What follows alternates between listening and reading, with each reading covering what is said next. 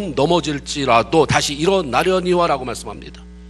문제가 찾아오고 어려움을 당해도, 그래서 7번 넘어지고 쓰러진다 해도, 수도 없이 넘어진다고 해도, 그런 일이 생겨나지만 성도의 다른 점은 결국 일어난다, 일어나게 하신다. 내가 일어나는 건 일어나게 하시기 때문에 일어나는 거죠. 안 넘어지지 않는다, 실패를 경험하지 않는다. 그러나 실패 자리에서 다시 일어나도록 하시고, 일어나 보면 내가 전에 가지고 있던 것보다 그 실패를 통해서 더 큰 곳을 안에 옮겨주신 것을 경험하는 줄로 믿습니다. 시편 23편 4절을 보면 내가 사망의 음침한 골짜기로 다닐지라도 해를 두려워하지 않을 것은 주께서 나와 함께 하심이라 라고 말씀합니다. 죽을 것 같은 죽음의 골짜기를 지나는 그런 어려움이 찾아온다 이 말이에요. 그러나 결국 하나님으로 인해서 그 죽음의 골짜기 같은, 죽을 것 같은 고비도 어려움도 통과해낼 수 있게 된다는 게 하나님의 말씀입니다. 그러므로 하나님의 자녀요 백성으로서의 성도들은 문제 없기를 갈망하지 마세요. 문제가 없으면 죽은 거예요. 죽어서 관 속에 들어가면, 매장되면 무슨 문제 있겠습니까? 문제 있다는 것은 살았다고 하는 것입니다.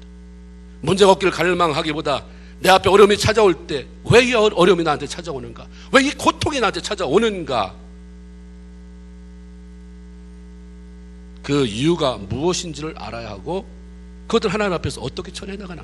내가 하나님의 자녀인데, 내가 하나님의 백성인데, 문제가 오는 것은 당연하다고 치지만 고통스럽게 사는 것은 하나님이 원치 않는데, 이걸 왜 어떻게 처리해야 되는가, 왜 이렇게 끼러지는가, 하나님 앞에 그 해결 방법을 배워가야 하는 것입니다. 오늘 본문은 야곱 가정에 불어닥친 태풍과 같은 문제에 대한 이야기를 통해서 하나님은 그 문제가 왜 그 집에 찾아왔는지, 그것들을 하나님 안에서 어떻게 해결하게 하셨는지 우리에게 말씀하시는 것입니다. 그 야곱이 내가 되기를 원하고, 그 야곱이 여러분의 되기를 주님의 이름으로 축원을 드립니다. 형 에사와 극적인 화해를 이룬 야곱은 가족들과 더불어 세겜이라고 하는 땅에 머물러 살고 있었습니다. 그런데 어느 날 그의 딸이, 디나라고 하는 이름을 가진 딸이 여럿이 있었겠죠. 그 중에 하나의 딸이, 디나가 성에 있는 여자들이 어떻게 살고 있는지 궁금해서 호기심이 생겨 외출했다가 그 성의 성주 아들에게 강간을 당하고 맙니다. 이 소식은 야곱의 아들들의 귀에 들어갔어요. 혈기왕성한 그들이 모두 다 분노해요. 근심해요. 이 일을 어찌할꼬. 하나님의 선택받은 백성인데 이게 저 이방 민족에게, 하나님을 알지 못하는 놈에게 강간을 당하고, 우리 민족이 수치를 당했으니, 우리 가족이 수치를 당했으니 이거 어떻게 해야 되는가 분노에 치를 떨고 있습니다. 보복하기를 원했죠. 그렇지만 세겜 성 사람들을 대상으로 싸우기에는 역부족이에요. 너무 자기 가족의 숫자가 작잖아요. 그러던 차에 성주의 아버지, 그 성의 성주인 하몰이에요. 자기 아들이 그 지경을 만들어 놨는데 그 아버지가 찾아온 거예요. 내 아들이 그렇게 말려도 야곱 당신의 딸을 그렇게 연모하고 좋아하니 결혼시킵시다. 야곱은 너무 떨려서, 나이도 있고 그러니까 다 아들한테 맡기죠. 아들들한테. 아들들이 그 말을 들으면서 탁 떠오른 아이디어가 있었어요. 한 가지 요구 조건이 있는데 그거 허락하면 그렇게 하겠다. 그 조건은 우리들은 할례를 받지 않는 사람에게 우리 누이를 줄 수 없으며 우리 형제들 가운데 어느 딸도 결혼시킬 수 없다. 그러니 세겜성의 모든 남자들로 하여금 할례를 받아서 우리와 같게 만들어라. 그러면 네 아들이 그렇게 연모한다는 내 누이 디나도 결혼시킬 뿐만 아니라 너네 아들들과 우리 딸들이 결혼시키는, 너의 딸들과 우리 아들들을 결혼시키는 통혼을 허락하겠다. 그래서 이 말은 거짓말이었어요. 야곱의 아들들은 전혀 그럴 마음이 없었습니다. 단지 그들을 집단적으로 죽여버릴 기회를 만들려고 했을 뿐입니다.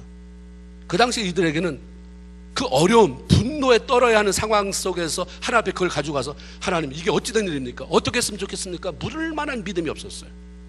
그냥 닥치는 대로, 하나님은 여기서만 있는 것이고 자기 감정이나 온몸에서는 닥치는 대로 분노대로 반응하는, 행동하는 그런 아주 초보적인 단계에 있었습니다. 그런데 세겜 성주와 그 아들이 물어보지도 않고 생각도 안 해보고 허락을 합니다. 이게 웬 떡이냐죠. 할례를 받으라고 한 이유가 뭔지 제대로 파악하지 않은 채 그 조건 즉시 받아들였어요. 우리가 그 성경을 좀 더 면밀히 살펴보면 한 가지 이유 때문이에요. 욕심이에요. 욕심. 성주는 내 아들이 그토록 연모하는 여인을 아들에게 아내로 그렇게 주고 싶은 욕심. 성주의 아들은 자기가 사랑하는 야곱의 딸을 결코 놓치고 싶지 않은 그런 욕심이 있었습니다. 그리고 성에 있는 모든 남자들이 어떻게 그렇게 모든 사람이 의견이 하나가 됐을 수 있었을까? 설득당해서 그런 거죠. 봐라, 저들이 끌고 온 이 짐승떼를 봐라. 얼마나 많으냐. 우리가 그냥 할례 눈 딱 감고 한 번만 그냥 할례 받고 저들하고 통혼하면 그거 다 누구 거 되겠느냐? 다 니네 거 되는 거야. 이런 말에 그냥 욕심이 생기는 거죠. 그래, 할례 한번 딱 받고. 가만히 보니까 야곱의 딸 가운데, 저들의 아들들의 딸 가운데 예쁜 여인들이 많으니 그 우리 며느리 삼으면 되겠네. 욕심 부렸어요. 그러니까 즉시로 할례 받겠다라고 말하죠. 이게 어떤 파장을 일으킬지도 모르고. 욕심은 사람들로 하여금 판단을 흐리게 해서 올바르게 결정을 못 내리게 합니다. 야고보서 1장 14절에 보면 사람이 시험 받는 것은 자기 욕심에 끌려 유혹받기 때문이다 라고 말씀합니다. 성도의 마음에 말씀의 씨가 떨어지는데 그 잘하긴 하죠. 여러분 예수 믿고 한 번도 말씀 때문에 기뻐한 적이 없었어요? 있었어요. 말씀 때문에 막 마음이 흥분되는 것도 있고, 잘해봐야지, 잘 믿어봐야지. 그래서 여러분의 목장에도 열심히 나가본 적도 있고, 성가대원으로 열심히 해보려고 하는 마음도 있었고 그랬어요. 근데 어느 선에서 멈춰버려요. 열매를 맺지 못합니다. 열매가 없어요. 싹이 잠깐 나오나 꽃을 피나 열매 없으면 하나님 볼 때는 똑같은 거예요. 하나님은 꽃 좀 보여줘. 꽃 없어. 그럼 이파리 보여줘. 아니, 열매를 보여달라고 그러죠. 신앙의 경륜이 많든 적든 오늘 새로 나왔든 상관없이 하나님이 원하는 것은 열매입니다. 근데 왜 열매를 맺지 못하는가? 예수님이 이 세 가지다 말씀해.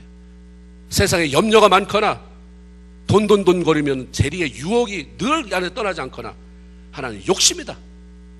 그 욕심이 물질에 대한 욕심만이 아니라 마음의 욕심. 저 사람도 내가 잡고 저 사람도 내가 잡고 왕노릇하고 저 사람한테 사랑받고 칭찬받고 관심받고 내 욕심, 이런 것들을 놓지 못하니까 열매가 없는 거예요.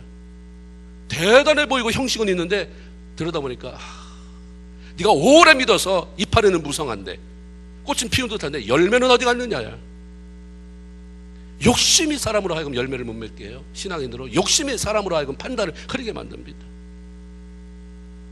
세겜 성 사람, 특히 남자들 모두가 할례를 받고 극심한 고통을 느낄 때가 3일째였다고 그래요.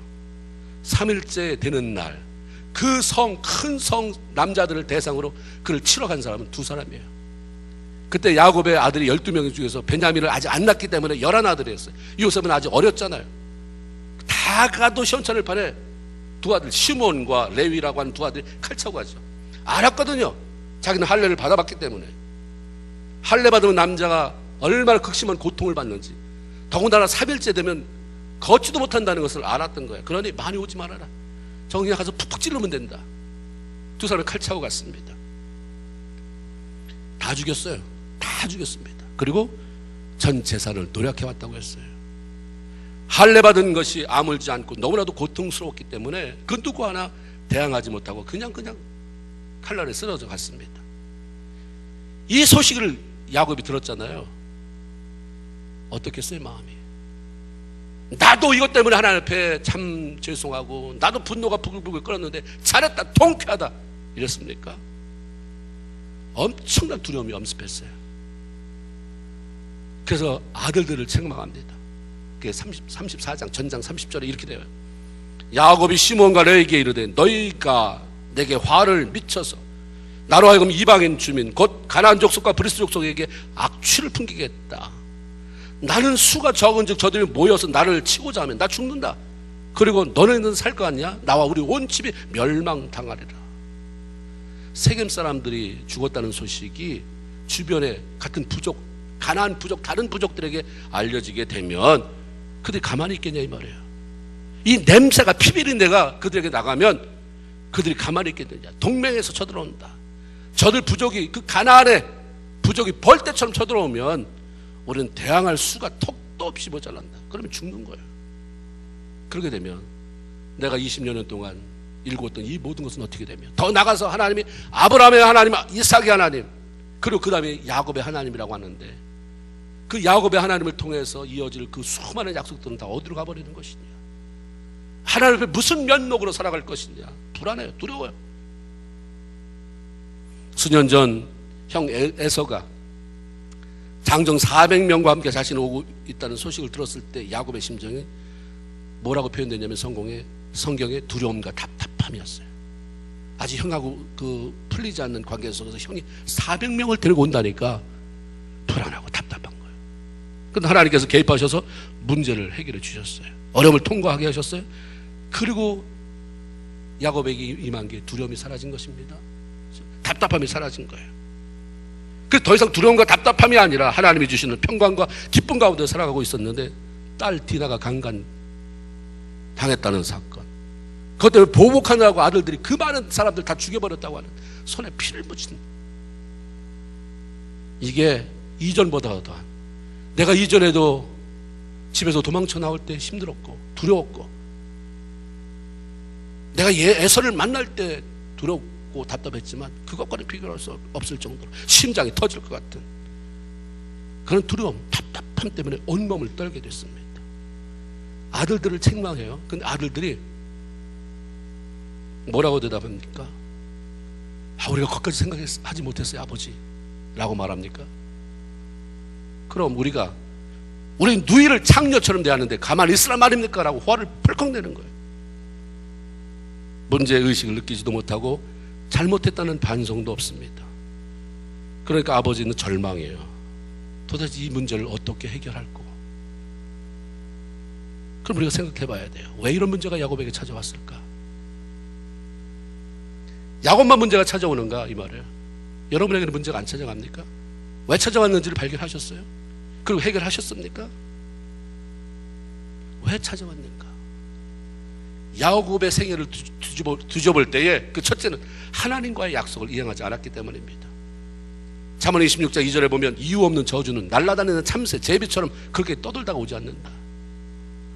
어쩌다 저주라는 게 빙빙빙 돌다가 부딪혔는데 이게 김씨네 집이구나, 이게 박씨네 집이구나, 이씨네 집이구나, 이게 아니라 내가 당하는 어려움 뒤에는 반드시 분명한 이유가 있다라고 하는 얘기인 것입니다.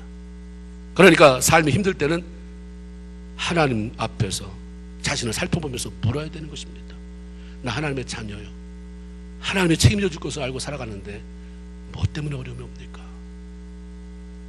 우리가 어려움 당하면 모두가 다 하나님이 나를 훈련시킨다고 말해요. 없는 말 아니에요. 근데 모두가 다 훈련입니까? 내가 내 마음대로 살면서 어려움이 찾아오는데 그 훈련이에요? 분류해야 돼요. 훈련입니까? 책망입니까? 사단이 가져다 준 저주인가?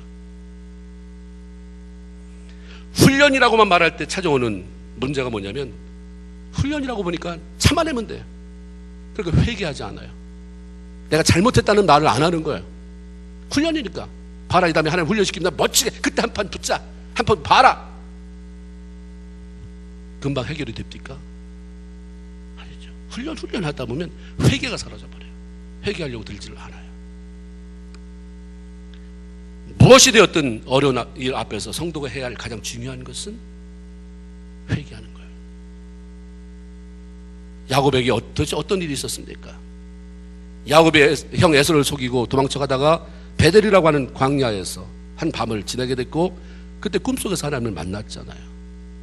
그게 그냥 꿈이 아니라 하나님의 현현이 꿈으로 나타난 것입니다. 그리고 하나님이 주시는 약속을 들었어요. 그때 하나님이 뭐라고 했어요? 두려워하는 야곱에게 내가 너와 함께 있어서 내가 어디로 가든지 너를 지키고 너를 돌아오게 하리라. 내가 너 확실하게 잡아준다. 이 말은 뭐예요? 그러니까 두려워하지 말아라. 가는 길 계속하고 내가 오래 할 때까지 거기서 열심히 살아라, 이 말이에요. 근데 야곱이 자기가 마음 먹은 게 아니에요. 그 은혜가 임하니까 두려웠는데 하나님이 찾아오셨잖아요. 그 자기를 만나주시고 지켜준다고 말하니까 입이 열린 거예요. 하나님, 내가 평안히 아주 무탈하게 우리 집으로 다시 돌아오기만 하신다면 하나님은 나의 하나님이십니다. 내가 베고 잤던 이 돌단을 여기 쌌잖아요. 이 기둥으로 세운 이 돌이 하나님의 집이 될 것입니다. 하나님께서 내게 주신 모든 것들의 10분의 1을 내가 반드시 하나님 앞에 드리겠습니다 라고 서원합니다. 하나님은 자기가 한 약속 지켰어요. 그래서 창세기 31장 3절에 보면 내 조상의 땅, 내 족속에게로 돌아가라. 내가 너와 함께 있으리라. 20년이 됐을 때 이제 한 얘기예요. 그 분명하게 말씀해 주시고 20년 만에 고향으로 돌아갈 수 있는 길을 열어주셨어요. 그 과정 속에서 야곱은 아내와 자녀들 그리고 모든 그러한 소유를 이끌고 하란 땅을 벗어났는데 그 과정에 어떤 일이 있었습니까? 야곱이 도망쳤다고 분노하며 쫓아오던 외삼촌이 있었어요. 그 밤에 손도 못 대게 그 전에 가서 만져놨어요. 너 어떤 말도 하지 말아라. 손 대지 말아라. 너 죽는다. 그러니까 뭐 벌벌 떨고 와서 내가 너 얼마든지 죽일 수 있는데 하나님이 이렇게 하셔서 내가 손 안 대지만 너 이 말을 명심해라. 내 부인들 잘 건사해라. 우리 다 말씀 들었잖아요. 야곱이 온다는 소문을 들었는데 이 에서가 400명의 장정들을 이끌고 찾아왔어요. 얼마나 무서웠겠습니까? 근데 하나님이 먼저 가셔서 마음을 돌이키잖아요. 그래서 그걸 안고 울고 하는 화해 역사가 일어났어요. 그를 두렵게 하고 불안하게 하고 답답하게 하는 일을 모두 다 해결해 주셨습니다.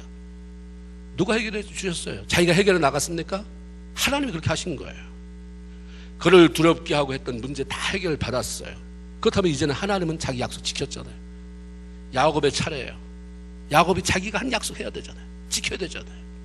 야곱은 하나님의 말씀을 듣고 너무 감격하면서 언제 될지 모르지만 어쩔 수 없이 도망치는 삶을 끝내고 다시 평안하게 돌아오기만 한다면 하나님 잘 섬기겠습니다. 이거 아니에요. 하나님이 내 하나님이 되겠습니다는 뭐예요? 하나님 그냥 건성건성 믿지 않을게요. 내가 다른 사람처럼 그렇게 믿지 않고 하나님 정말 잘 믿을게요. 아주 정말 시간 남은 하나님 이거 아니에요. 하나님 내 삶의 우선순위가 하나님입니다. 이렇게 살겠습니다라고 그렇게 얘기를 하잖아요. 그리고 모든 소유의 10분의 1은 내가 반드시 드리겠습니다라고 약속했는데 이거 잊어버렸어요. 이 약속 안 지켰어요. 가나안 땅 세겜이라고 하는 곳에 들어왔을 때 거기에 장막을 치고 살다 보니까 너무 괜찮은 거예요. 위협적인 요소도 없고 뭐 자기 짐승 치우는데도 문제가 없고 가야지 이제 아버지한테로 가야지 고향으로 가야지 하다가 그냥 거기 너무 오래 머물게 됐습니다. 이제 걱정거리가 다 사라져 평안하게 안주할 수가 있었어요. 이렇게 안주하게 살다 보니까 문제가 영적으로 무뎌져 버린 거죠. 평안할 때 안주할 때 조심하라잖아요. 주님이 너 평안할 때 조심해라.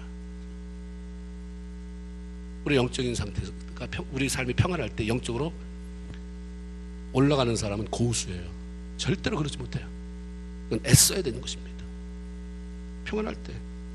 그래서 하나님의 약속을 까맣게 잊어버렸습니다.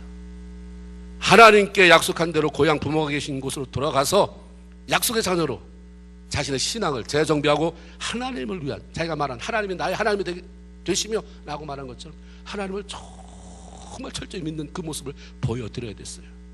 그런데 하나님께서 지켜주신 약속 때문에 하나님이 문제 해결해 주신 것 때문에 편안함을 누리면서 하나님이 주신 것 때문에 자기 만족에 빠져서 내가 할 몫을 잊어버린 것입니다.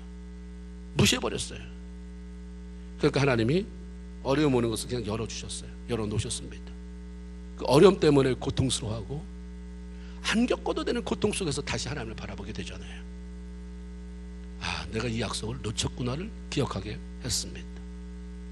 우리가 위기 속에서는 마치 하나님께 무엇을 맡겨놓은 사람처럼 달라고 말하잖아요. 하나님의 자녀인데 왜 안 주십니까? 이거 왜 해결 안 해주십니까? 내 문제, 내 남편 문제, 우리 사업 문제, 우리 자녀 문제, 이거 왜 안 해주세요? 왜 안 해주세요? 때를 부리잖아요. 강청하면 응답한다니까 강청을 하는데 그 다음에 내가 하나님 앞에 약속한 것은 하나님 주신 은혜 기억하면서 하나님 잘 섬기고 이웃 사랑하며 살겠습니다. 원망불평하지 않고 주님만 바라보고 살겠습니다. 사람 바라보지 않고 주님 나라를 향해서 내가 가겠습니다. 그리고 많은 사람에게 좋은 영향력 끼치겠습니다. 다 잊어버려요. 잊어버리는 정도가 아니라 무시해버립니다. 근데 하나님은 기억력에 뛰어나신 분이에요. 기억력이 너무 뛰어나요. 근데 우리가 회개한 죄에 대해서는 기억지 않잖아요. 이거 기적이에요. 내가 기억지 않는다. 네가 회개하면 기억지 않는데 다 잊어버려요. 하나님, 그래서 내가 또 죄 졌습니다. 그러면 하나님은 우리가 회개한 죄에 대해서는 또라니? 다 잊어버렸는데 네가 회개하는 순간 나는 여기서 지웠다. 내가 기억하는 거예요. 사단이 찾아와서 자꾸 정죄하는 거죠. 자꾸 정죄하고 생각나게 하는 거잖아요. 그래서 성령 충만하지 않으면 정죄함 속에서 영적으로 무기력해지는 거예요. 죄에 대해서는 다 잊어버려 주지만 하나님을 위해서 내가 했던 그 사랑의 고백, 약속들을 잊지 않아요. 기억하시고 기다리시는 분이십니다. 어떤 무녀가 30년 만에 돌아왔어요. 자기는 무녀 사이, 무당들 사이에서 최고로 존경받는 사람이래요. 왜냐하면 천신을 받아서, 어떤 사람 잡신을 받는데 자기는 천신을 받아서 대단한 사람이기 때문에 대단하게 그렇게 쓰임을 받았대요, 사탄에게. 근데 그분이 집사님이 됐어요. 집사님이 돼서 간증하는데, 그분이 어느 날 자기 법당에서 막 신하한테 전화를 하는데 끝나고 일어섰는데 자기 입에서 아멘이 나오더라고요. 너무 깜짝 놀라가지고 다시 하는데 또 아멘이 나오더라는 거예요. 또 그래서 자기가 펄썩 주저앉았는데 주마등처럼 쫙 지나가는 게 자기 8살 때 교회 갔던 게 기억이 나더라고요. 그때 자기 집이 좀 산속 깊이 이렇게 살아서 교회를 가려면 언덕을 넘어갔어야 됐다는 거예요. 그 자기는 교회에 하나님이 계신다는 그 순 어린 마음에 그 교회가 그렇게 좋았다는 거예요. 거기 가면 하나님이 계시다. 교회 다니는 게 거기 가면 그 교회 땅 안에는 하나님이 계시다. 그래서 내가 머뭇거리고 늦게 가면 하나님이 싫어한다. 이런 생각이 드는 거예요, 얘가. 그래서 빨리빨리 가고 싶은 거예요. 그래서 엄마가 너 위험하다, 가지 말아라. 그래서 가다가 한참 갔는데 보니까 자기 손에서 이렇게 피가 흐르더라는 거예요. 이게 자기 가다 보면 막 어린애니까 가다 억새풀에 비기도 하고 그래서 피가 흐른다. 그래서 했는데 이렇게 보니까 거기 독사가 이렇게 고개를 이렇게 들고 있다는 거예요. 근데 하나님이 거기서 자기를 구해냈다는 생각을 가졌는데 그때부터 자기가 막 눈물이 나기 시작. 그러면서 결국은 하나님을 만나게 되고 하나님의 이 거짓령에 속아가는, 무당세계에 속아가는 사람들을 폭로하며 얼마나 멋지게 일하는지. 그러면서 8살인데 처음에는 그랬다는 거예요. 하나님 왜 8살에 만났습니다. 그때부터 시작해서 하나님의 딸로 계속해서 나를 성장시켜 주시지 왜 30년 내가 여기 사단에 묶여서 이 짓을 하겠습니까? 라고 했다가 나중에 내가 8살에 한번 그때 만났던 하나님, 나를 30년이 지나도록 안 잊어버리신 하나님이에요. 보세요. 내가 죄 진 거에 대해서는 회개하면 다 금방 다 잊어버려 주시고, 내가 요만한 잘한 짓 하면 그렇게 계속 기억해 주시고, 약속도 기억해요. 왜냐하면 하나님이 내가 약속한 걸 지켰다고 하나님이 뭐가 대단해, 아이고 내가 뿌듯하다. 왜냐하면 그런 일을 통해서 나를 축복하시려고 하기 때문인 거예요. 나를 사랑의 고백을 하기를 원하는 게 그 사랑한, 봐라 알지? 흑암의 권세를 향해서 제가 저렇게 사랑한 때잖아. 너도 나한테 사랑한다고 해봐. 내가 너 축복하지. 너 사랑하지. 넌 안 하잖아. 근데 넌 하잖아. 근데 봐라 안디옥교회 성도 쟤 기도할 때마다 늘 날 사랑한다고 고백하잖아. 나 위해서 잘 살겠다고 고백하잖아. 하나님 기다리는 거예요. 그래서 그 봐라 저거 약속했지? 날 사랑한다고? 성취하잖아. 내가 가만히 있어야 되겠냐? 하나님은 공의로우신 분이기 때문에 우격다짐을 하지 않아요. 이치에 맞게 하지 않아요. 사단을 향해서도. 욥이 하나님 뜻대로 살 때 하나님이 봐라 사단 앞에서 욥이다 욥 이런 사람이나 봐라. 그러니까 욥이 막 그 사단을 정죄하잖아요. 욥 하나님이 이렇게 이런 거 안 해주시면 욥이 하나님 섬기겠습니까? 근데 그걸 다 걷어가도 사랑하잖아요. 하나님 사랑하는 모습 보여주잖아요. 하나님이 축복하시면 봐라, 봤지? 증명됐지? 하나님이 그거 원하세요. 봐라, 제가 좀 힘들어도 나를 사랑하는 거. 제 입에서 컴플레인 나오는 거 봤어? 자기 힘든데, 보통 힘들면 다른 사람 다 들볶잖아. 자기가 힘든데 왜 남을 들볶냐? 쟤 봐라, 그렇게 힘들잖아. 너 쟤 힘든 줄 알았어? 몰랐지? 엎드려서 기도하잖아. 나 사랑한다고 고백하잖아. 나한테 와서 살려달라고 하잖아. 내가 가만히 있어야 되겠냐? 하나님 하시는 일이에요. 하나님께서 보이지 않는다고 함부로 말하고 쉽게 잊어버리는 것을 기뻐하지 않으세요. 우리가 하나님 앞에서 잊고 살아가는 게 뭔가 한번 찾아봐야 돼요. 신앙은 그냥 파티가 아니에요. 주일마다 와서 사람들하고 재밌게 만나서 놀다가 밥 먹고 가는 그 파티 아닙니다. 무슨 한인회 아니에요. 이건 영적인 하나님의 임재가 여기에 실존해 계시고 그분을 만나는 시간이기 때문에, 그래서 우리 인생이 변화지기도 하고 우리 삶이 달라지는 그런 만남의 자리인 것입니다. 그 하나님 앞에 내가 평소에 생각지도 못했을 말씀이 설교를 통해서 너 하나님 앞에 약속한 거 잊어버리고 사는 게 있냐 한번 살펴보라고 말씀하잖아요. 이걸 잃어버렸어요. 그러니까 하나님이 너희 놈 하고 벌 주는 게 아니라 깨우는 거죠. 하나님은 망하라고 집어넣지 않아요. 우리가 잘못했어도 어떤 어려움을 통해서 깨어나서 그 다음 단계로 나가고 더 높은 차원으로 들어가고, 그래서 결국 하나님 주려고 하는 거, 그래 내가 이거 주려고 이제 됐다, 때가 됐다, 이거 가져가라 라고 하시려고 하는 거지, 하나님 우리하고 무슨 싸움의 대상입니까? 사랑하기 때문에 그러는 거예요. 또 하나는 가정에 영적으로 정화가 되지 않았기 때문입니다. 이것은 사단이 걸고 넘어간 거예요. 하나님과 상관없는 이방 땅에 머무는 시간이 길어지다 보니까 야곱이 자신의 영적인 모습이 메말라져 가죠. 우리가 교회 다녀도 메마른 토양이 될 수 있어요. 교회 다녀도 어떤 사람에게는 기름진 토양이 될 수 있어요. 메마른 땅에 거하면 말라 비틀어져요. 나중에는 존재가 없어져 버려요. 은혜가 하나도 없는 이방 땅에 머물고 있는데 누가 챌린지를 줘요? 거기 뭐 교회가 있어요, 무슨 예배 뭐 성전이 있어요, 믿음의 친구가 있어요. 그렇죠. 자기 혼자 견디다가 그냥 농사 수확 잘 되는 거, 뭐 양이 새끼 많이 낳는 거, 아마 이런 기쁨, 자식들이 계속해서 자식 낳는 거, 손주 보는 거, 아마 이런 기쁨은 있을지 모르지만 영적으로 메말라 갔어요. 그리고 아버지가 그러니까, 하나님의 약속을 받은 믿음의 아버지가 그러니까 자녀들 다 황폐해졌어요. 메말랐습니다. 가족 가운데 야곱만 하나님의 사람이었어요. 야곱만 하나님을 제대로 섬기는 사람이었지, 타지에서 만나 총각으로 떠났잖아요.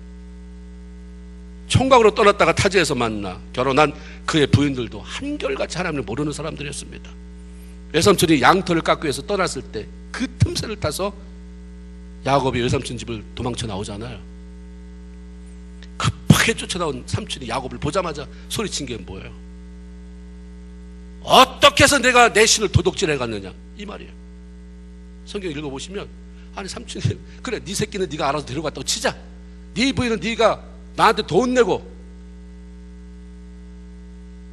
지참금 내고 내가 가져갔다고 치자, 내 신은 왜 가져갔느냐, 내 신을 왜 도둑질해 갔느냐, 호통칩니다. 일단 우선 이것을 통해서 외삼촌 하나님 안 섬겼다는 얘기죠. 하나님 안 섬겼을 뿐만 아니라 내 신, 그러고 보니까 우상 섬긴 거예요. 성경에 드라빔이라고 그렇게 기록되어 있어요. 드라빔이라고 하는 수호신을 만들어 놓고 그것을 섬기면서 자기 집안을 지켜주고 잘되게 해달라고 빌어왔던 것입니다. 라반에게는 너무 소중한 것이었어요. 그런데 그것을 오늘 보니까 두었던 자리가, 자기가 양 깎으러 갔다가 도망쳤다는 얘기 듣고 와서 집부터 점검해 봤나요? 봤나 봐요. 욕심이 많으니까 이놈의 자식이 뭐 훔쳐간 게 없네 하다가 딱 자기 신을 모셔둔 자리가 비어있는 거잖아요. 신을 도둑 맞았다. 여기부터 이상한 거죠. 신을 도둑질 맞으면 도대체 그 인생은 뭐예요? 예? 분노해서 급히 달려온 거죠. 이거 누가 훔쳐갔느냐? 누가 훔쳐갔어요? 자기 딸이 훔쳤어요.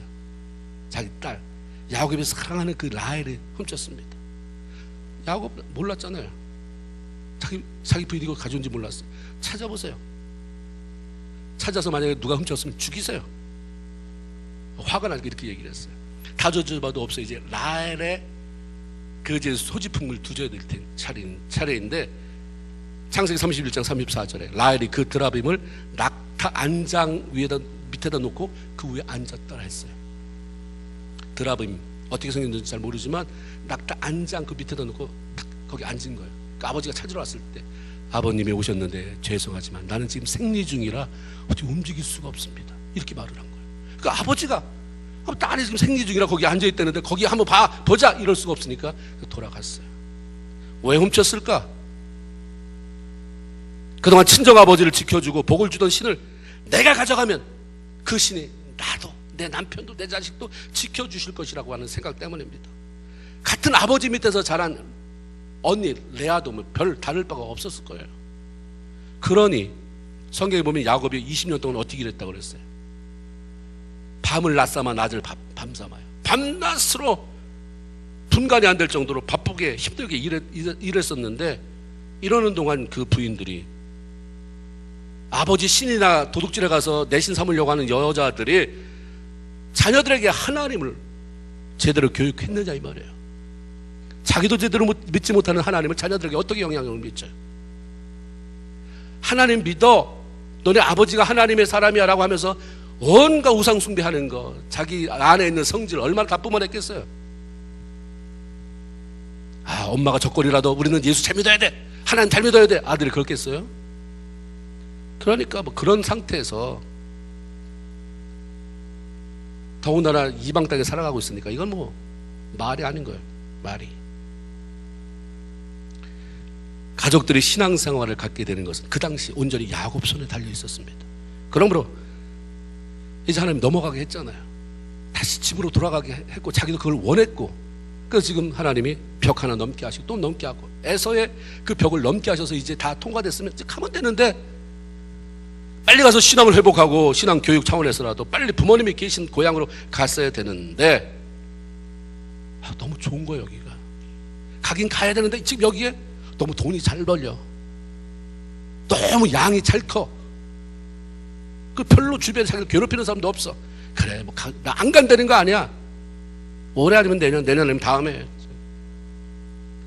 그들과 더불어 이방신을 섬기는 이방 땅에 오래 머물면 머물수록 유익될 게 하나도 없다는 사실을 몰랐던 거죠. 그래서 자꾸 하나님이 우리에게 말씀한 게, 내 삶의 우선순위가 뭐냐? 사랑하는 자는 내 영원히 잘 될 것 같이 범사가 잘 되고 강건, 영적인 것이 우선이다. 영이 메말르면 그 다음에는 만금 천만금을 가져도 다 쓸데없다. 하나님께서 원하시지 않는 자리에 너무 오래 머물러 있으면 문제 생겨요. 하나님이 원하지 않는데 뺀질뺀질은 거리는 자리, 영적으로 메마른 자리에 오래 있으면 오래 있을수록, 버틸수록 문제 생깁니다. 하나님이 원하지 않는 생각들을 너무 오래 간직하고 살면 문제가 생겨요. 우리가 쓰레기, 이거 음식물 쓰레기라고 아까워서 집에 두는 사람이 어디 있습니까? 빨리빨리 갖다 버리죠. 아니면 악취나요. 여름에는 더해요. 그래서 쓰레기에 파리가 꼬이기도 하고 그 파리가 또 알을 낳기도 하고, 사단이 일을 만들어요. 그런 것도 빨리빨리 치우지 않으면. 내가 냄새를 풍기거든. 너 하나님의 사람이라 안 가려고 하는데 왜 이렇게 냄새가 나지? 나는 그냥 내 마음대로 좀 살기로 해서 당분간. 그 말은 사단이 너 굳이 날 도와달라고 안 해도 그럼 내가 널 도와줘야 되겠구나가 되는 거죠. 하나님께서 원하시지 않는 이방 땅에 오래 머물러 살면서 야곱의 영적 모습도 메마르고 황폐해갔을 뿐만 아니라 자녀들의 영적 삶이 엉망진창이 됐어요. 야곱이 나중에 문제 해결을 위해서 하나님께서 주신 말씀대로 순종하면서 자녀들에게 영적 정비를 요구해요. 우리가 좀 영적으로 깨끗해져야 되겠다, 그걸 하나님 앞에 나가자, 이렇게 요구했을 때 놀랍게도 하나님 부르던 야곱의 집안에서 엄청난 우상단지가 나왔어요. 자식들이 아버지 모르게 다 이방 우상 신상을, 이거 멋있는데, 이거 골동품 같은데, 내가 그때 어디 갖다 붙는데 거기다 절을 하는데 그거 멋지던데, 다 가지고 있는 거예요. 여자들은 거기에 제사를 지내던 그런 어떤 여인들이 차던 장신구였는지 잘 모르지만 그런 장신구들 다 뺐어요. 다 차고 있는 거예요. 아버지가 미처 영적으로다가 자기 살기 바빠서 아이들 바라보지 못하는 사이에 우상단지 끼고 살고 애들이 엉망진창이 된 것입니다. 얼마나 많이 나왔는지 상수리 나무 밑에다 파묻고 갔다고 그랬어요. 집안에 청소 필요하잖아요. 손님이 오면 제일 먼저 하는 게 음식 준비입니까? 음식도 하지만 청소하잖아요. 청소. 손님들한테 예의라고 생각하고 더러운 꼴 보이고 싶지 않으니까. 주님, 우리 그 거룩하신 하나님 우리 안에, 우리 가정에 오시려면 집안이 깨끗해야 되잖아요. 창틀 청소, 아니면 바닥 베이큐, 이게 아니라 가정의 분위기를 바꿔야 돼요. 불필요한 거 끼고 사는 거 다 버려야죠. 불필요한 거. 이거 예수 믿는 사람이 가지고 있어야 되나? 다 버리세요. 이게 돈을 얼마나 주고 내가 여행 갔다가 사가지고 온 건데, 버리는 거죠. 또 다. 그리고 우리의 마음도 정결하게 만들어 가는 거. 나 자신이, 우리 집에는 나만 예수 믿어, 우리 집에는 예수 믿지만 다 별별 놓고 나만 그냥 하나님을 사모하고 기도하는 사람이야 하는, 내가 가정의 영적 소망, 희망이라고 생각하는 사람은 결단해야 됩니다. 자녀들과 가족들의 신앙이 영적으로 죽고 사는 것이 내 손에 달렸다는 것을 알았다고 한다면 다른 일에 마음을 뺏기지 말아야 됩니다. 쓸데없는 일로 영적인 에너지가 낭비되지 말게 해야 돼요. 오직 그들의 구원과 신앙을 위해서 하나님 앞에 죽기 살기로 엎드리고 갈망해야 됩니다. 이건 외로운 길이잖아요. 끊임없이 사단과 싸워서 누가 우리 마음, 우리 남편의 마음을 뺏어가느냐, 누가 우리 자녀의 마음을 뺏어가느냐, 누가 우리 아내의 마음을 뺏어가느냐, 너지! 사탄하고 싸워야 되는데 안 보여요. 들리지도 않아요. 그 주변에는 참 못마땅한 사람 많아요. 그럼 사단이 손을 나 말고 척 갖다 주면 그 사람 붙잡게 돼. 척 갖다 주면 그 사람 붙잡게 되는 거예요. 아니 집안에 영적으로 회복되는데 남편은 아내가 뭔 해결 능력이 있다고요. 옆 사람이 뭐가 그렇다고요. 내가 죽기 살기로 하나님 앞에 나가는 거죠. 기도의 분량이 차기까지.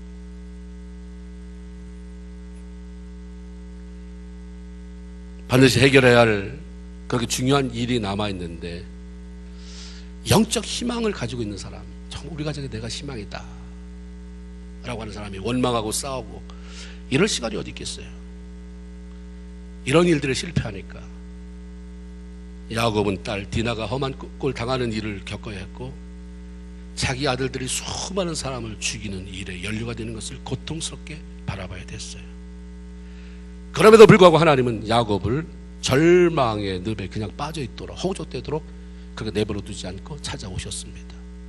찾아오시면 하나님 항상 말씀하세요. 하나님이 기도 중에 날 찾아왔다 말씀하죠. 그냥 생각이 떠오르게 하세요. 그때 들었던 말씀이 떠오르게 하세요. 그때 읽었던 말씀이 떠오르게 하세요. 그때 했던 큐티 내용이 떠오르게 하세요. 그때 어떤 집사님이 장로님이 권사님이 해줬던 말씀이 떠오르게 하세요. 위기 때 떠오르게 하시는 하나님. 떠오를 때 성경이 떠오르면 좋고요. 근데 어떤 권사님의 말이 떠오르게, 어떤 장로님의 말이 떠오르게 평소에 그런 권위 있는 말을 해줄 수 있어야 되는 거죠. 하나님 말씀하세요. 찾아오셨어요. 1절에 오늘 본문 1절에 이렇게 말씀하세요. 하나님이 야곱에게 이르시되 일어나 베델로 올라가서 거기 거주하며 내가 내 형 에서의 얼굴을 피하여 도망하던 때에 내가 내게 나타났던 하나님께 거기서 제단을 쌓아. 이런 하나님의 그런 해결 방법, 그런 솔루션을 주죠. 정말 중요한 것은 하나님은 우리가 어떤 상황에 있든지 말씀하세요. 내가 이렇게 무뎌졌는데 하나님 말씀 주실까? 그럼 다른 사람을 통해서 귀에 들리게. 그러니까 우리가 영적으로 닫혀 있어도 사람을 향해서는 여세요. 믿음의 사람을 향해서는 귀를 열어주세요. 그것도 못마땅해서 닫아놔, 저 사람도 못마땅해서 닫아놔, 하나님하고는 교통이 안 돼. 살 길이 어딘 거예요. 그래서 평소에 성도들 간의 교제, 교류, 믿음의 공동체 안에서의 그 교류는 너무나도 중요한 것입니다. 영적인 것은 음성은 못 듣는다 할지라도 저 사람의 소리는 듣잖아요. 믿음의 소리가 내가 지치고 좌절됐을 때 아무 소리 아닌데 그 말이 나한테, 아무 소리 아닌데 그 말이 나한테 들어와서 상처가 돼가지고 교회를 갈까 말까, 이건 사탄이 하는 거예요. 아무 소리 아닌데 그때 들었을 때는 별 볼 일 아닌데 내가 위험에 처했다 보니까 그게 하나님의 음성이었네라고 들리는 게 성령이 하시는 거예요. 어떤 음성 듣습니까? 어떤 거 잡으세요? 남이 나한테 말해서 어떻게 나한테 그런 말을 막 불리면서 상처받는 그 말 잡습니까? 그건 누구의 사탄이 잘못하는 게 아니라 내가 아주 작정을 한 거예요. 나는 그냥 깊은 곳에서 아무도 없는 수렁통에서 그냥 이렇게 살다가 죽는 게 나라고 그렇게 작정한 걸 사탄이 알고 도와주는 거죠. 우리가 결단해야 돼. 조금 영적인 시각이 띄어질 필요가 있습니다. 성경을 읽을 때, 말씀을 읽을 때, 설교를 들을 때 믿음의 사람들과의 대화를 통해서 하나님의 음성을 들려주십니다. 아까도 말씀드렸지만 그렇기 때문에 성도는 하나님의 말씀에 귀를 기울여야 하고 그냥 좋은 사람 말고요, 좋은 믿음의 사람이어야 됩니다. 세상적으로는 참 좋고 정도 많고 나눠주는 거 좋아하는데 믿음이 하나도 없는, 이거는 결정적인 순간에 도움이 안 돼요. 참 인격적으로 좋은데 믿음 있는 사람이에요. 결정적인 순간에 믿음으로 야단도 쳐줄 수 있는 사람, 그런 사람들과의 교제가 절대적으로 필요하죠. 하나님께서 들려주시는 말씀을 잡고 그 말씀에 순종하면 사는 길이 열려지지만 그것을 무시하면 고통의 시간이 늘어지는 거예요. 이게 엿가락 늘리듯이 계속 늘어나게 되는 것입니다. 하나님께서 야곱에게 베델로 올라가라고 하신 것은 네가 처음에 하나님을 만났던 자리, 그때 감격스러웠지 않니? 그것에 가서 다시 영적인 감격을 회복시키고 감격과 함께 네가 나한테 뭐라고 했는지 그 말 다시 생각해봐라. 이게 첫 번째 의미예요. 또 하나는 베델로 올라가서 하나님께 제단을 쌓으라고 하신 것은 하나님과 대면하라고 하는 것입니다. 하나님을 만나라. 근데 거기서 만나주셨잖아. 그 하나님이 너를 다시 만나줄 것이다. 절망과 낙심 중에서도 용기를 갖게 만들 것이고 새로운 비전을 네가 갖게 될 것이다. 주변 사람이 너무 의식이 됐잖아요. 하나님 이렇게 음성이 들렸는데도 불구하고 이놈들이, 내 아들놈들이 이렇게 많은 사람을 죽였으니 지금 뭔가 움직임이 있을 것이다. 그러니까 뭐 그런 소문이 들어오든 안 들어오든 자기는 묶여버렸어요. 야곱은 한 발짝도 내디딜 수 없는 상황인데 야곱이 결단한 거죠. 하나님 말씀 순종하기로. 그래서 발을 띄었습니다. 야, 가자. 하나님이 베델로 가란다. 띄었어요. 어떤 일이 일어났습니까? 오늘 보면 5절에 그들이 떠났으나, 야곱과 그의 아들들, 부인들 다 떠났으나 하나님이 그 사면 거울들로 크게 두려워하게 하셨으므로 야곱의 아들들을 추격하는 자가 없었더라. 주변 족속들이 연합해서 자기들을 죽이려고 한다는, 그럴지도 모른다는 그런 생각과 다르게 야곱의 두려움을 한 번에 해결해 주셨습니다. 오히려 그들이 야곱을 두려워해요. 그 많은 숫자의 사람들이 그 적은 그 사람 때문에 그 두려운 게 아니라 그 주변의 후광 때문에 하나님이 하늘 불말과 불병이 보여진 거죠. 내가 몰라도 내가 하나님을 의뢰하면, 순종하면, 나는 늘 그런 것 같아요. 나는 기도하고 났는데도 불구하고 마음은 좀 평안한 게 있는데 달라진 게 없다. 나만 달라진 게 없는 것이지 영적인 눈이 떠서 보이면 없던 불말과 불병거가 나를 치는 거예요. 진을 치는 거예요. 이게 내 얘기입니까? 열왕기에 나오는 얘기잖아요. 우리가 그런 믿음으로 가면 하나님 일하시는 것을 보게 되는 거죠. 베델에서 제단을 쌓은 이후에 머뭇거리지 않고 하나님이 원하시는 자리로 들어갔습니다. 그러니까 하나님이 이때를 기다린 거죠. 다시 영적으로 소생되는 그때, 네가 내 앞에 와서 하나님 앞에 하나님 나 좀 살려달라고 하는 그때를 기다렸어요. 야곱이 가서 엎어졌어요. 그러니까 하나님이 그 순간 야곱에게 찾아옵니다. 그리고 하늘문을 열리면서 놀라운 축복의 말씀이 쏟아져요. 11절에 나는 전능한 하나님이다.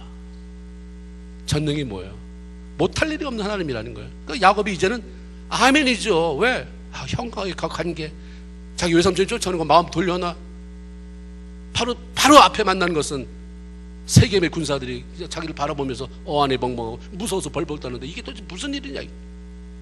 당한 것은 자기들이고 분노의 칼을 갈면서 쫓아와야 될 자들이 오금이 들어서 쫓아오지 못하는, 나는 전능히 하나님이다 할 때 아멘 맞습니다. 하기 싫은 아멘은 아멘. 근데 아멘이 강해지면 그 다음에 뭡니까? 따라하세요. 아멘 맞습니다. 이게 나와요. 하나님 아멘입니다. 맞습니다. 하나님이 하시는 말씀은 틀림이 없습니다. 아멘 하기 힘들죠. 하나님 이렇게 했을 때 말씀이 여러분 맞으면 그 다음에 아멘 맞습니다 옳습니다가 나올 수 있어야 돼요. 아멘입니까? 그래도 옳습니다가 안 나오네요. 아멘 맞습니다 옳습니다. 할렐루야 아멘 맞습니다 옳습니다요. 여러분 그죠? 이러면 말문이 트이는 거죠. 여러분 말문이 여기서 이렇게 올라오다가 그냥 창피하고 그래서 쭉 이러면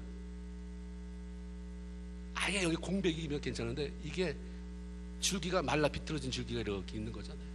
그죠?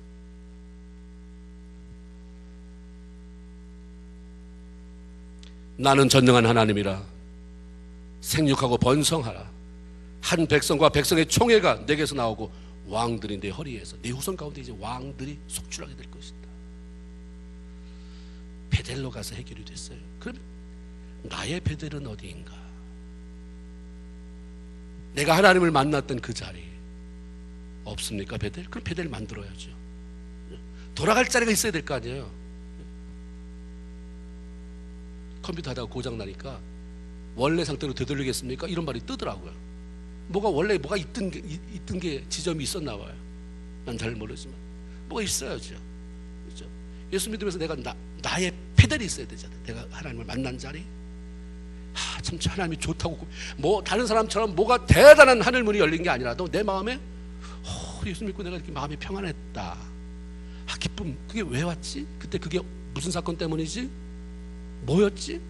내가 돌아가. 하나님, 그때 그런 적이 내게 있었는데 왜 이렇게 지금 내가 강팍해졌습니까? 왜 내가 이렇게 싸나워졌습니까? 왜 이렇게 메말라 갔습니까? 다시 그리로 나의 베델로 가게 하옵소서가 있어야 됩니다. 예배의 자리, 기도의 자리가 바로 나의 하나님을 대면할 수 있는 베델입니다. 하나님은 야곱에게 베델로 가라고만 하지 않았어요. 앞뒤로 붙잖아요. 베델 앞에 뭐예요? 따라서 일어나. 그 다음 베델이고 그 다음 뭐예요? 올라가라요. 다 같이 일어나 베델로 올라가라. 시작. 한 번 더 합시다. 시작. 이거는 베델로 가자, 베델로 가라라고는 전혀 틀린 거예요. 베델에 가기 위해서 일어나야 돼요. 그리고 올라가야 됩니다. 예배의 자리, 기도의 자리, 나를 살리는 은혜의 자리인 베델은 모든 것을 체념하고 될 대로 되라 하면서 그냥 굴러 떨어져. 어느 날 멈춰보니까 그 자리, 이게 베델 아니에요. 신앙생활을 그렇게 하는 사람이 너무 많아요. 몰라, 될 대로 되겠지 뭐. 그러다 그냥 어느 날 굴러 떨어졌는데 보니까 그게 대박 터지는 자리입니까? 초라한 자리예요. 죽고 싶은 자리, 수치스러운 자리입니다. 하나님이 그렇게 굴러가지 말라는 거예요. 내가 애써서, 의지를 써서 올라가야 된다는 거예요. 그 베델의 자리에. 기도? 내가 그때 기도하다 주님 만났는데 영적으로 메말라졌어요? 저절로 됩니까? 올라가는 힘을 써야 되잖아요. 되겠지. 어느 날 하나님이 뭐 나 불쌍히 여기시면 되겠지. 어느 날 된다고 칩시다. 그러면 그 사이에 굴러 떨어지는 그 깊이를 모르는 구렁텅이로 떨어지는, 굴러가는 그거는, 굴러가면서 여기 터지고 저기 터지는 그 고통은 누가 감당해 줄 거예요? 만나주시는 것은 하나님의 몫이지만 올라가는 것은 내 몫입니다. 내려가는 것은 굳이 일어나지 않아도 돼요. 그냥 굴러가면 돼요. 아, 나 살기 싫으니까 누가 나 한번 발로 좀 쳐줘. 그 발로 쳐진 게 올려놓습니까? 떨어뜨려버리지. 그러다 올라가는 것은 단순하지 않아요. 올라가려면 여러분 생각해 보세요. 누워서 올라갈 수 있어요. 무슨 뭐 기어서 올라갈 수 있어요. 일어나야죠. 일어나는 것까지 내가 해주리. 네가 결단하고 일어나면 올라갈 힘은 내가 줄게. 우리 하나님 믿는다고 해서 뭐 운명입니까? 가만히 있어도 일으킬 놈은 일으키고 올라가게 할 놈은 올라가게. 너 의지를 써서 내가 일어나면 비틀거려서, 일어나고 싶지 않아도 일어나려고 생각하니까 너무 후들거려서 하나님 안 될 것 같은데 일어나면 하나님 가만 안 둬요. 문제를 가지고 있는 자리, 그 자랑 아니잖아요. 문제 가지고 있는 게 뭘 그렇게 큰 자랑입니까? 하나님의 자녀들이 그렇게 무기력하고 무능하게 살아가는 것은 자랑거리가 아니에요. 될 대로 되라고 배짱 부릴 수 있는 것은 더더욱 아닙니다. 반드시 문제를 해결해야 돼요. 내가 문제를 해결하기 위해서도 필요하지만 하나님의 영광을 받으셔야 되니까. 네가 가진 문제, 그것 때문에 하나님의 영광 가리지 않으려고 네가 애써서 일어났구나. 그리고 네가 올라가는구나. 그래서 하나님이 이렇게 하셨습니다. 이런 영광스러운 고백을 할 수 있어야 되는 거죠. 아쉬운 것은 하나님이 아니에요. 우리지. 하나님 반드시 여러분 문제를 해결해 준다. 아멘입니까? 근데 여러분 가보세요. 내가 지금 50인데 60인데 40인데 70년 후에 해결해 줄게. 뭔 의미가 있어요? 빨리 서둘러야죠. 아쉬운 건 나예요. 왜 내 문제를 가지고 하나님을 원망합니까? 왜 내 문제를 가지고 자꾸 이웃 사람을 들볶아요? 왜 내 문제를 가지고 남편을 괴롭히고 아내를 괴롭히고 왜 자식들을 괴롭혀요? 내 문제는 내 문제인 거예요. 내가 일어서길 원하는 거예요. 그 문제 해결해 주실 하나님 앞에 초점 맞춰야 되는 것입니다. 하나님께서 일어나라, 베델로 올라가라. 얼마나 정확해요. 그 베델이 있었고 베델이 어딘지 알았고, 그렇죠? 일어나면 돼요. 베델 올라가면 돼요. 베델로 가라가 아니라 올라가니까 힘들다는 거예요. 그게 네가 그냥 갈 수 없는 것이다. 결단해야 되고 네가 힘을 내야 되고 그래 올라가진다 이거죠. 하나님께서 올라가라고, 베델로 올라가라고 하는 것은 문제 해결해 주시려고 부르는 거예요. 아멘입니까? 하나님이 그냥 여러분 놀리려고 오는 적 없어요. 하나님이 여러분 조롱하려고 그렇게 이래라 저래라 하는 적 없어요. 하나님의 마지막은 너희 행복하게 하려고. 아멘입니까? 잘 되게 하려고요. 그럼 일어나세요. 지금 있는 데서. 못 일어나면 자꾸 두리번거려요. 못 일어나고 고개를 팍 받고 있으면 괜찮은데 안 일어나가지고 고개만 두리번거리면서 이놈 잡아 저놈 잡아 저놈 잡아 저놈 잡아 원망 다 집안 식구 다 잡은 다음에 밖에 나가서 밖에 사람 잡아.